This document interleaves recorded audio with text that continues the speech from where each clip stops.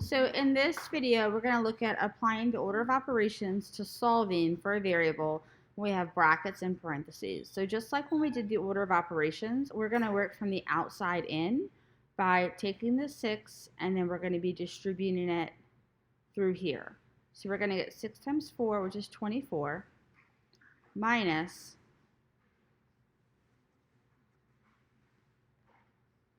6 times 5 plus 2x, and that eliminates the brackets. Then we're just going to kind of copy the rest of the work down here, and we're going to take the 2 and we're going to distribute the 2 through. So I get plus 2 minus 14x.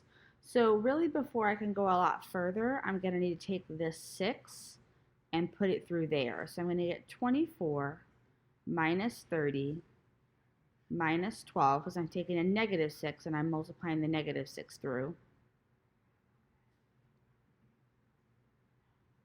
And then I'm going to go ahead and do this step while I'm here. Negative 8 plus positive 2 would be negative 6 minus 14x. So at this point, I want to combine like terms on the right and the left. So I have 24 minus 30 would be negative 6. I have negative 12 minus 2, which would be minus 14x, equals negative 6 minus 14x. So if you notice here, I'm getting this kind of interesting solution where they're exactly equal. So what this means is no matter what variable I plug in, this is always going to equal this. So this means that our solution set is all real numbers.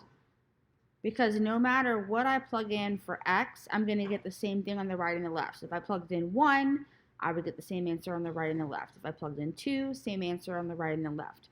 So sometimes this also would appear if you're working on a different problem and you get something like 2 equals 2. That would be all real numbers. An example of a solution set that's empty, which would be part C in this, would be something like 0 equals 1. 0 is never going to equal 1, so there's considered to be no solution to the question. So when we're solving these problems, we're using the order of operations. If I get something that's equal on both sides, it's going to be all real numbers. If I get something that's not true or unequal, it's going to be no solution.